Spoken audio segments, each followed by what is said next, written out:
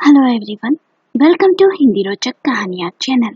आज की कहानी है क्या नीलिमा रिश्तों का सच जान सकी।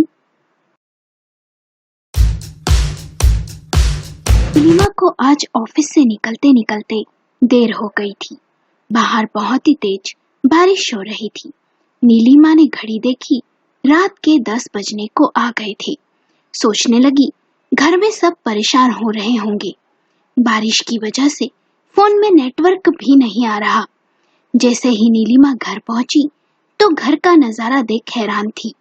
पिताजी, दोनों छोटे भाई और उसकी छोटी बहन के पति सौरभ आराम से बैठ बातें कर रहे थे और व्यस्त थे। माँ, भाभियां और छोटी बहन भी बेडरूम में बैठ बातें करने में व्यस्त थी। किसी को उसकी परवाह तक ना थी। नीलिमा अपने कमरे में गई, हाथ मुंह धोकर कपड़े बदले। सोचने लगी भाभी अब तक कॉफी तक का पूछने नहीं आई। छोटी बेटी क्या आ गई, माँ तो बड़ी बेटी को जैसे भूल ही बैठी। खुद ही किचन में कॉफी बनाने के लिए चली गई। किचन में से आती हुई बर्तनों की आवाज सुन बड़ी भाभी आई और औपचारिकता से पूछा, अरे दीदी लाइए, मैं कॉफी बना देती हूँ। नीलिमा ने धीमे से कहा, रहने दो भाभी, मैं बना लूंगी। बस ये सुनने की देर थी कि बड़ी भाभी उल्टे पैर वापस बेडरूम में चली गई। नीलिमा सोचने लगी कुछ समय पहले इस घर में मेरी कितनी पूछ परख थी। ऑफिस से आते ही कॉफी नाश्ता लेकर माँ या दोनों भाभियां तैयार रहती थी। सारा दिन क्या किया सब कुछ पूछती थी। और अब नीलिमा के दिल में एक पीड़ा सी उठी। कॉफी पीते पीते सोचने लगी, अब मैं अपने घर में कितनी अकेली हो गई हूँ। कोई मुझ पर ध्यान तक नहीं देता। मन अतीत में गुम हो गया। नीलिमा के पिता बैंक में मामूली से क्लर्क थे। उन्होंने अपने चारों बच्चों को जैसे तैसे पढ़ाया। नीलिमा दूसरे नंबर की थी। उससे बड़ा एक भाई उमेश और छोटा भाई परेश और सबसे छोटी बहन प्रिया थी। परिवार के 6 सदस्यों का खर्च और ऊपर से 4 बच्चों की जिम्मेदारी उठाना पिताजी के लिए आसान नहीं था। बड़ी ही मुश्किल से घर खर्च चलता था। नीलिमा अपने भाई बहनों में पढ़ाई में सबसे होशियार थी। सदा कक्षा में अव्वल आती। उसका शुरू से ही सपना था कि वो एक बड़ी अधिकारी बने। उसके पिता ने भी उसके सपने को पूरा करने में कोई कसर ना छोड़ी। नीलिमा ने बहुत मेहनत की। कड़े परिश्रम के बाद उसका अपना सपना पूरा भी हुआ। आज वो मुख्य विकास अधिकारी के रूप में उच्च पद पर कार्यरत है। परिवार के सभी सदस्य नीलिमा की कामयाबी को देख बहुत ही खुश हुए। नीलिमा की माँ ने कहा, अब हमारा बुरा समय खत्म हुआ। मैंने कहा था ना, एक दिन हमारी बेटी हमारा नाम रोशन करेगी। उसके पिता ने भी उसे शाबाशी दी तो नीलिमा गर्व से फूली ना समाई। नीलिमा अपनी पूरी तनख्वाह माँ के हाथ में सौंप देती। बस अपने हाथ खर्च इतना अपने पास रख लेती। वो जानती थी कि माँ पिताजी ने बहुत कुछ सहा है, न जाने कितने समझौते किए हैं, इसलिए वो घर के हर सदस्य को खुशियां देना चाहती थी। अक्सर ऑफिस से मिली कार से अपने परिवार को घुमाने भी ले जाती। उन्हें नए कपड़े उपहार भी लाकर देती। समय बीतता गया। नीलिमा के दोनों भाई की प्राइवेट कंपनियों में नौकरी लग गई। उनकी नौकरी लगवाने में नीलिमा का बड़ा ही योगदान था। उसने अपने पद और पहचान से दोनों भाइयों की नौकरी लगवाई। बड़े भाई उमेश की शादी हो गई। बड़ी भाभी घर में आ गई। भाभी भी सारा दिन दीदी दीदी कहकर नीलिमा के आगे पीछे मंडराती। समय बीता। नीलिमा की सारी सहेलियों की शादी हो गई। कुछ के तो बच्चे भी हो गए, पर नीलिमा अब तक कुंवारी ही थी। मामा चाचा की बेटियां भी अब तो नीलिमा से कहने लगी, अब तो तू भी शादी कर ले, नौकरी तो होती रहेगी। पर माँ पिताजी को तो जैसे नीलिमा की शादी की जल्दी ही नहीं थी। जल्द ही छोटे भाई परेश की भी शादी हो गई। छोटी भाभी और बड़ी भाभी के आने से घर में रौनक आ गई थी। दोनों भाभियां नीलिमा का बहुत ख्याल रखती। नीलिमा भी अपनी भाभियों की जरूरत पूरा करने में कोई कसर नहीं छोड़ती। समाज, रिश्तेदारों में अब नीलिमा की शादी को लेकर बातें होने लगी थी। जो भी रिश्ता नीलिमा के लिए आता, माँ, बाबूजी और उमेश कोई न कोई कमी निकालकर इनकार कर देते। नीलिमा के मन में भी शादी की चाह बढ़ने लगी थी। अब वो भी अपना घर बसाना चाहती थी। जब घर में प्रिया की शादी की बात चलने लगी तो बड़ी बहन के कुंवारी होने के कारण उसके लिए रिश्ते ढूंढने में समस्या आने लगी। तब जाकर उसके माँ बाबूजी ने उसकी शादी की सूद ली। नीलिमा के लिए भावेश का रिश्ता आया। उसी की तरह भावेश भी उच्च अधिकारी था। आखिरकार नीलिमा की शादी भावेश से हो ही गई। प्रिया की शादी सौरभ से कर दी गई। शादी के बाद भी नीलिमा का अपने मायके से मोह कम न हुआ। नीलिमा अपनी आधी से ज्यादा तनख्वाह अपने माँ बाबूजी को दे देती और तो और तीज त्योहारों पर भी सभी को महंगे महंगे तोहफे देती। और बदले में भाभियां और बहन भाई नीलिमा की बहुत ही चापलूसी करते, जिससे नीलिमा को लगता सब उस पर कितना प्रेम लुटाते हैं। एक ही शहर में मायका होने के कारण नीलिमा अधिकतर मायके चली जाती। घर में खाना बनाने के लिए नौकर था, इसलिए उसे अपने पति भावेश की कोई चिंता नहीं थी। भावेश नीलिमा के मायके के प्रेम से परेशान हो गया था। ना तो नीलिमा उसे समय देती और ना ही उसके साथ बैठ प्रेम भरी बातें करती। सदा अपने मायके का ही रोना रोती। कभी छुट्टी वाले दिन नीलिमा और भावेश कहीं बाहर जाने का प्लान बनाते तो माँ या भाभियां कोई न कोई उसे फोन कर मायके बुला लेती। धीरे धीरे दोनों पति पत्नी में दूरियां आने लगी थी। नीलिमा भावेश के प्रति लापरवाह होती जा रही थी। भावेश को नीलिमा का मायके वालों को तनख्वाह दे देना और हर समय वहां चला जाना, जरूरत से ज्यादा मोह रखना अच्छा नहीं लगता था। वह कई बार नीलिमा को समझाता, लेकिन नीलिमा उसकी बातों पर ध्यान ही नहीं देती। इस तरह दोनों के बीच लड़ाई झगड़े पड़ने लगे थे। नीलिमा अपने और भावेश के बीच होने वाले झगड़ों का रोना अपनी माँ और भाभियों के सामने रोती। माँ तो उसे समझाती, पर भाभियां आग में घी डालने का काम करती।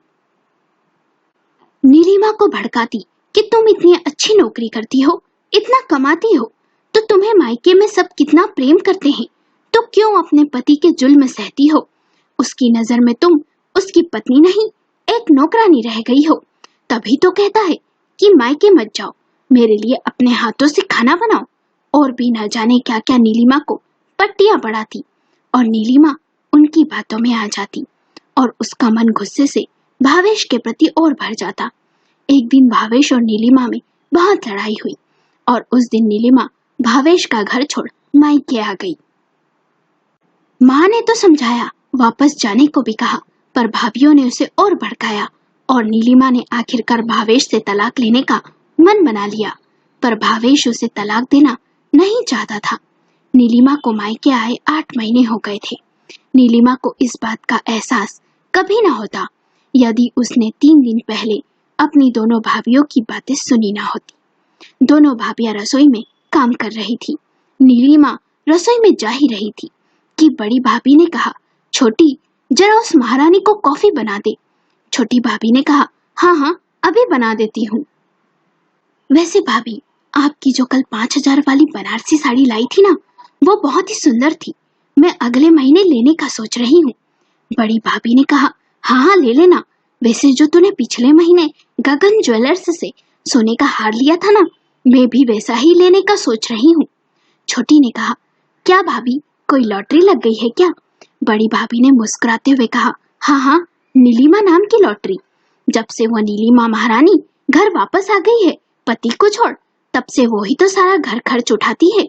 हमारे पतियों की तनख्वाह बच जाती है, तो हम ऐशो आराम क्यों न करें? छोटी भाभी ने मुस्कुराकर कहा, सच कहा भाभी, और उस नीलिमा को पति के घर से वापस लाने का प्लान भी तो हमारा ही था। आखिर कितनी मेहनत की हमने, कोई कसर नहीं छोड़ी उसे भड़काने में, और वो बेवकूफ हमारी बातों में भी आ गई और पति को छोड़ मायके आ गई। इन सब में हमारे पतियों ने भी हमारा कितना साथ दिया।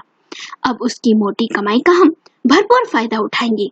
बड़ी भाभी ने कहा, मैं सोच रही हूँ थोड़ा बीमारी का नाटक कर बर्तन वाली बाई लगा लेते हैं उस नीलिमा को कहकर। छोटी भाभी ने कहा, हाँ हाँ क्यों नहीं, और फिर दोनों हंसने लगी। उस दिन नीलिमा को अपनी गलतियों का एहसास हो गया था। उसने सोचा भी नहीं था जिस मायके के मोह में उसने अपने पति को छोड़ दिया, उस मायके के रिश्ते इतने जहरीले होंगे।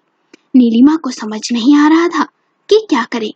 अतीत की यादों से नीलिमा बाहर आई तो देखा डिनर का समय हो गया है, पर उसे एहसास हो रहा था कि उसके दोनों भाई भाभी ने अपने स्वार्थ के लिए उसकी बसी बसाई गृहस्थी को उजाड़ने में कोई कसर नहीं छोड़ी। भावेश ने उसे कितना समझाया, कितना प्रयास किया रोकने का। माँ ने भी उसे बहुत समझाया पर वो नहीं मानी। भावेश ने तो यह तक कह दिया कि तुम अपनी तनख्वाह मायके में देती रहो, मुझे कोई एतराज नहीं, पर मुझे छोड़कर मत जाओ। पर मैंने उसकी एक ना सुनी, ठुकरा कर चली आई उसे। सब बातों में व्यस्त थे, उसे कोई पूछ तक नहीं रहा था। उसने डिनर टेबल पर देखा, पूरा खाना प्रिया और उसके पति की पसंद का बना था। बैंगन की सब्जी उसे मुंह चिढ़ा रही थी। उसे बैंगन जरा भी पसंद नहीं। पहले सब कुछ उसकी पसंद का बनता था, उससे पूछ कर बनता था, पर अब सब बदल गया। प्रिया अपने पति के साथ कितनी खुश है।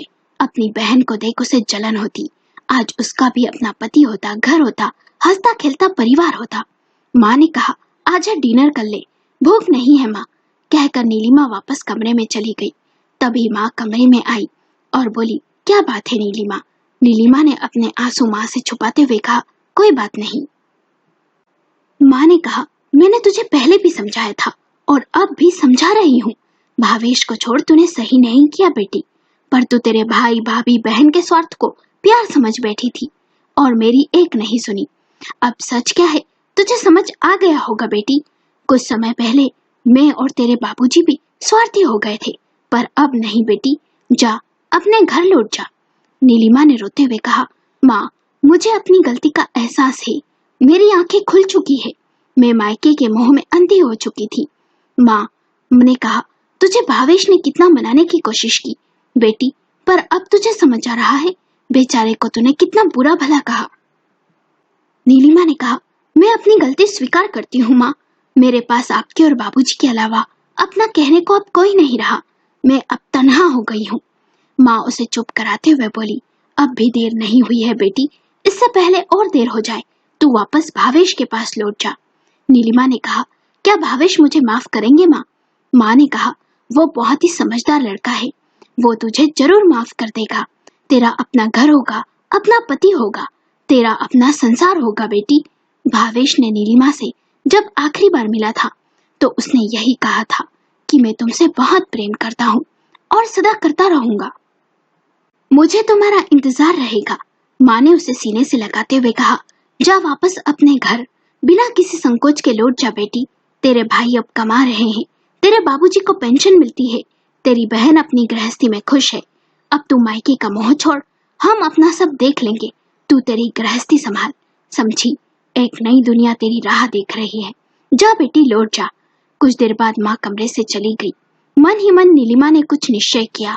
अगले दिन ऑफिस गई, वहां उसका मन किसी काम में नहीं लगा और फिर ऑफिस से अपने मायके न जाकर भावेश के घर पहुंच गई। पूरे रास्ते नीलिमा बहुत ही बेचैन थी, एक एक पल भारी लग रहा था। जैसे ही भावेश ने दरवाजा खोला तो बोला, आओ अंदर आओ नीलिमा। भावेश नीलिमा को देख बहुत खुश था। नीलिमा भावेश को देख रो पड़ी और बोली, मुझे माफ कर दो भावेश, मायके के मोह में मैंने अंधी होकर तुम्हें बहुत दुख दी है।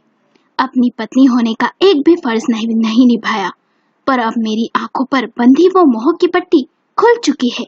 क्या मैं और तुम फिर से साथ? आगे नीलिमा कह न सकी और जोर जोर से रोने लगी। भावेश ने उसे सीने से लगा लिया और बोला, नीलिमा गलतियां सभी से होती है, जो हुआ उसे भूल जाओ, हम एक नई शुरुआत करते हैं। बहुत देर तक नीलिमा और भावेश बातें करते रहे। फिर नीलिमा ने अपनी माँ को कॉल कर कहा, माँ मैं अपने घर लौट आई, माँ भावेश के पास, उन्होंने मुझे माफ कर दिया। ये सुन माँ की खुशी का ठिकाना नहीं था। आशीर्वाद दे माँ ने फोन रख दिया। माँ ने घर में किसी से कुछ नहीं कहा। कुछ देर बाद बड़ी भाभी ने नीलिमा को कॉल किया और बोली, दीदी आज आप अब तक घर नहीं आई, रात के 11 बजने को आ गए हैं। नीलिमा ने कठोर स्वर में कहा, मैं तो कब का अपने घर पहुंच चुकी हूँ भाभी। भाभी ने कहा, क्या? नीलिमा ने कहा, हाँ अपने घर, अपने पति के घर। भाभी मुझे समझ आ गया, कौन अपना है कौन पराया, आज से यही मेरा घर है। कहते हुए नीलिमा ने फोन काट दिया। नीलिमा के फैसले को जान दोनों भाई भाभी और छोटी बहन प्रिया को बहुत दुख हुआ, क्योंकि सोने का अंडा देने वाली मुर्गी जो चली गई थी। माँ बाबूजी बहुत खुश थे, नीलिमा अपनी गृहस्थी में खुश थी। उसका मायके का मोह अब कम हो चुका था। दोनों भाई भाभी और बहन से रिश्ता अब सिर्फ नाम का रह गया था। बस माँ बाबूजी से दिल का रिश्ता था।